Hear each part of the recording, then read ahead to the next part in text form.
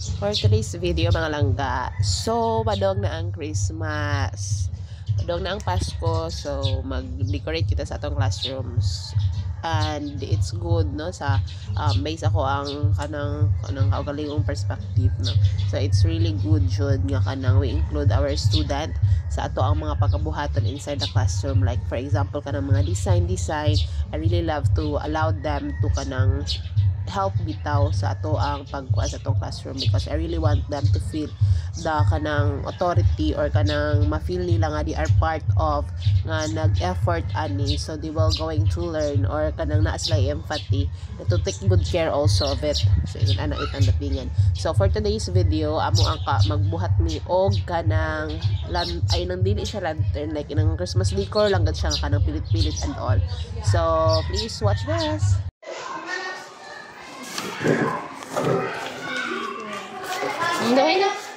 It's okay. Uy, it's okay. Oh, sakto. Very good. Oh, very good. Wow, very good. Galing mo. Inside the classroom, we will encounter different kanang behavior or kanang stand sa bata bitaw ilahang mga how they like do things. So naay mga students or naay mga learners na kana bitaw ilahang self-confidence dili pa jud enough. They feel na kanang if magdo sila og mga butang, maybe masayop sila and all. So that's why I'm really encouraging them should kanang to do it, so that they have that confidence na kanang it's okay, it's just okay, they're doing well, like that pa. So kailangan po natin ng ito. Ito po yung gagamitin natin as a model na circle. So, magawa po tayo ng mga circle. 10 po nitong green at saka 10 din po yung white na circles. So, ganito po yung mangyayari. 10 of this and another 10 of this. One of the beauty of having a kanang in the special education classroom bitaw, it is just their skills is just to be sick. So yun ana bitaw. So that sometimes ma-miss like di bitaw na makita ang mga perspective. There are lots of kanang I'm not telling specifically sa mga parents, but there are lots dili ako nag-specific sa mga parents no, but I meet lots of parents jud nga as in they will just tell me nga kanang hala ma'am inang nagsige lang yapon ka mo gunting-gunting, naghalang yapon ka mo color naghalang yapon mag play diha and all. So mga in education in special education nga setup no, we must not miss di naton di dapat nato na i-overlook bitaw nga kanang ato arang kanang inang pasagdaan ang bata, like ang ilang mga skills dapat dayon nato isat-sat sa ilaha ang mga cognitive, because kids or ang ato ang mga learners with special needs kay they will bloom at their own time. Na jud na sila panahon nga they will just really willingly nga kanang mo learn na jud sila, mo write na jud sila and also ingon ana bitaw ang scenario. So I've been experienced manggod nga kanang sa ako ang at first no, being a special education teacher, so you stand inside the classroom, especially sa ako ang case I've been handling before college. So I'm expecting ako ang approach is like I know how you do it like that, so ingon ani nang instruction ako ang gi-provide ingon ana bitaw. So when I was kanang na-assign ko sa elementary, it was really a adjustment jud as in terms of my approach. So I really need to, pero it was like in my very first year jud I was really frustrated, like stress kay ko kanang like, because I'm thinking that I really need to do something for my learners jud nga dapat jud makaton jud sila at the end of the day, dapat mao jud ni ilahang ma-learn, dapat mao jud ni ako ang ma-lesson sa ilaha, dapat ingon ana bitaw daghan kay kog mga like dapat what nang akong kinahanglan nga i-pursue like nga ana then ma-pressure nako sa akong kaugalingon. And then luckily, and I'm thanking God jud nga I realized no nga dili ingon ana ang scenario, you must be a child-centered jud nga amo day gipasabot. Before I've really heard na jud sa kanang child-centered, mga student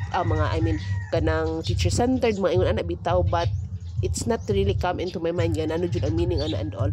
But when I step in sa classroom na jud, I realize nga mao ay ni. So it is just not you are not considering yourself now. You are not just considering the curriculum and all and everything that you need to have this, you need to have this. No, because child has their own ways of learning.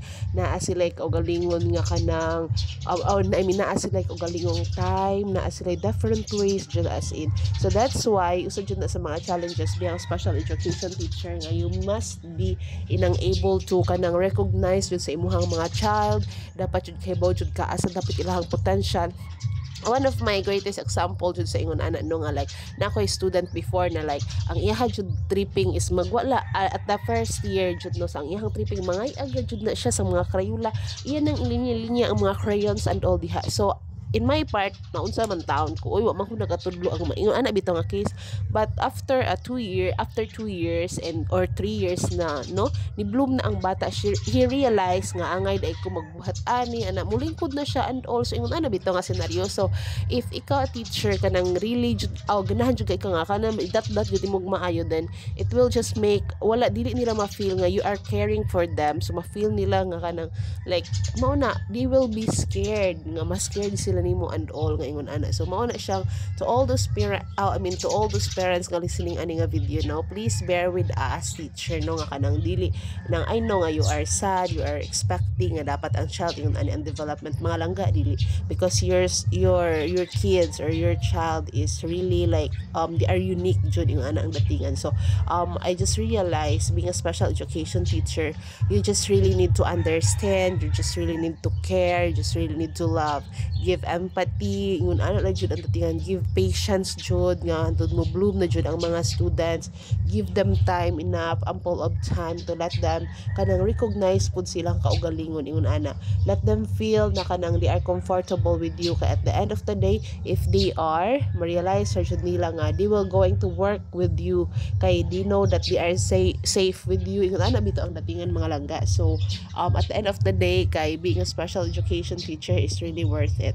Challenging siya, but yeah, it's really worth it.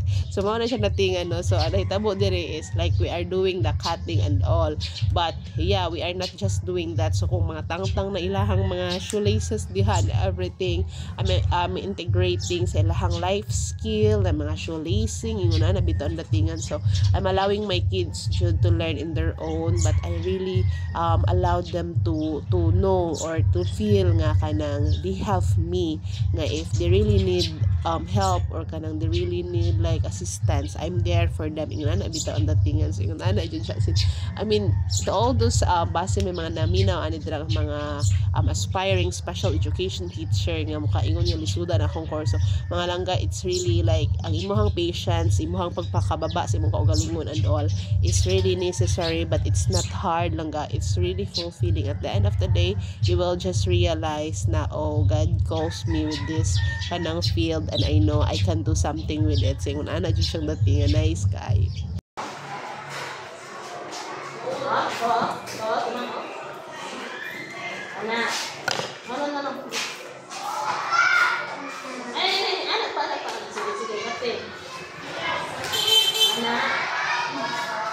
Sulod. Ano to? Anak. Balik. Anak. Kani. Dad.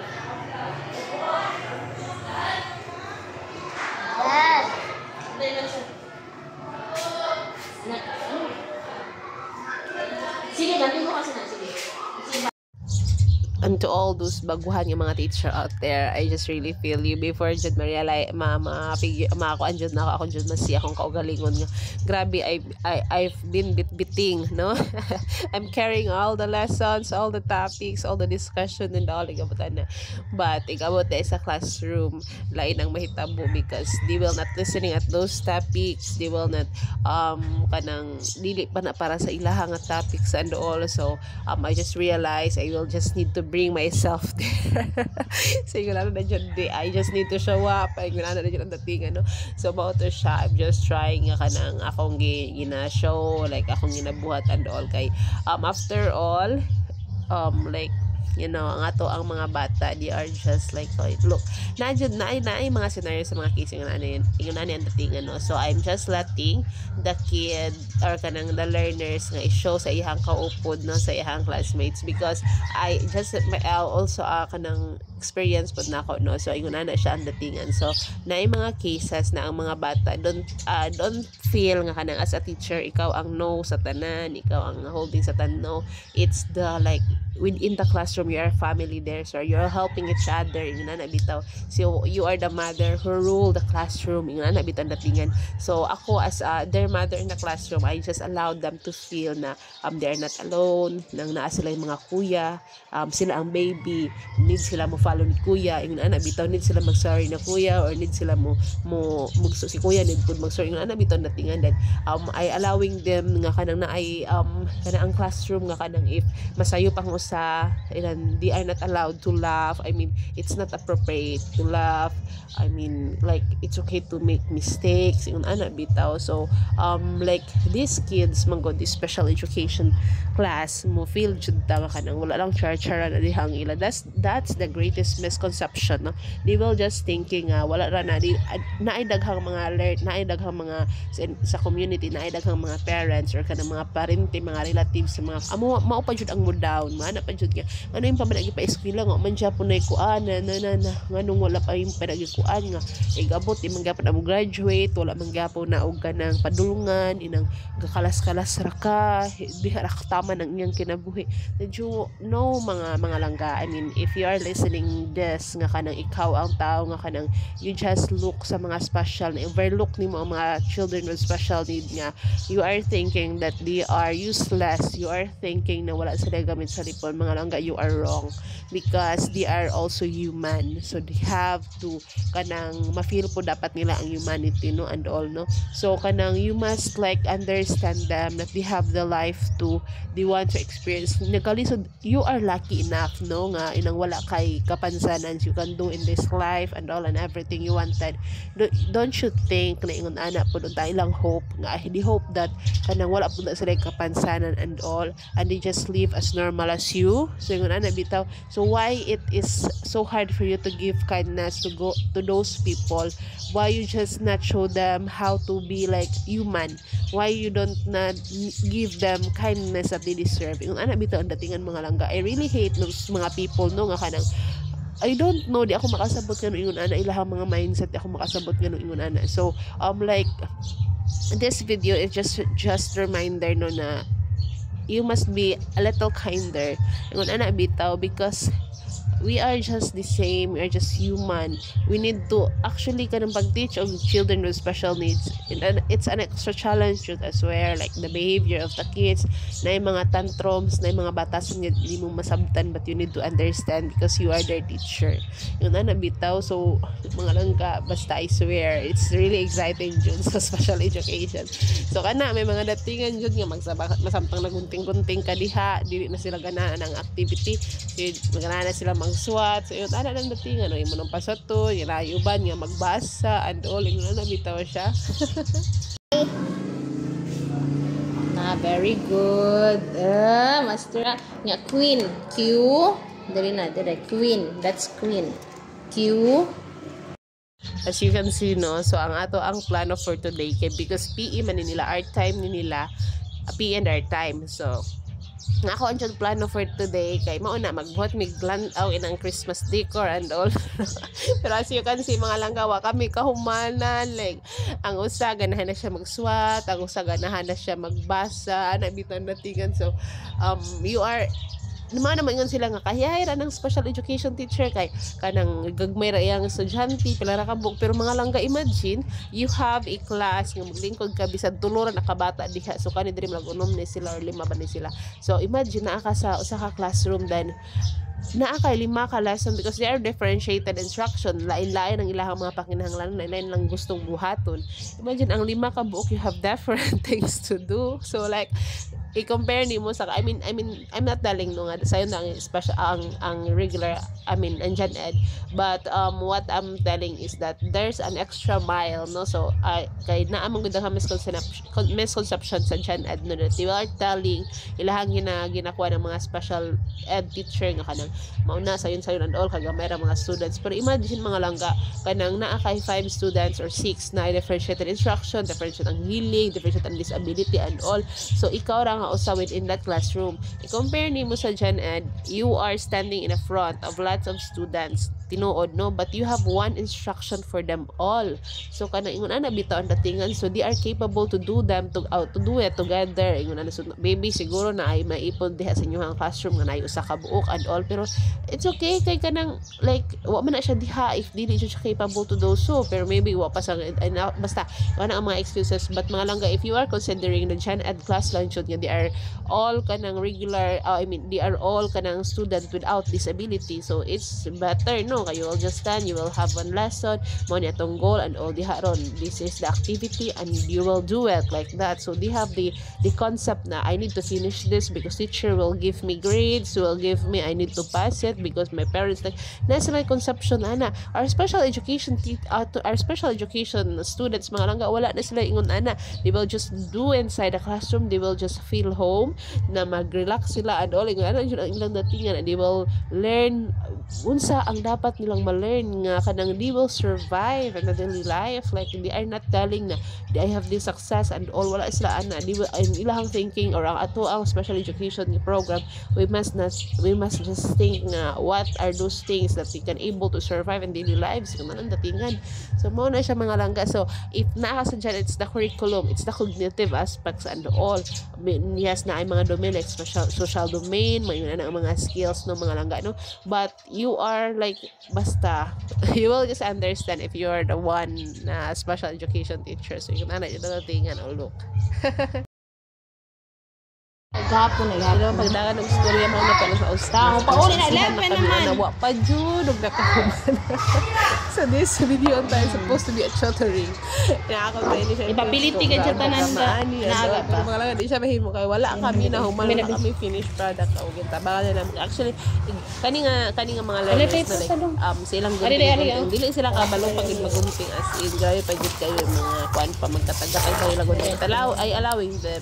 Ako na rin nataro because they really want to develop their fine skills. Fine skills. May long time naman sa kanila. Ako sila gina-allow nga to do it, and I just like naara ko dira mag-follow up and all. So mga rato for today's video. Amping mo mga langga, happy life.